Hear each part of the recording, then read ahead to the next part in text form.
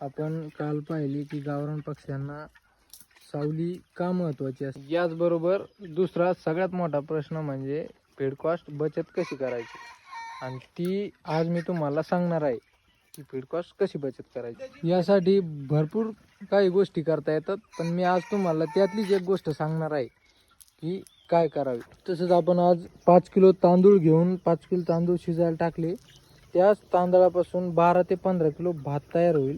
फीडमध्ये जेवढे प्रोटीन्स असतात तेवढे भातामधून कोंबड्यांना मिळणार नाही, तर ते फीडमध्ये जेवढे प्रोटीन असतात तेवढे भातात मॅच करण्यासाठी आपण काय काय करू शकतो हे पाहण्यासाठी आपल्या चॅनलला फॉलो आणि सबस्क्राईब करून ठेवा।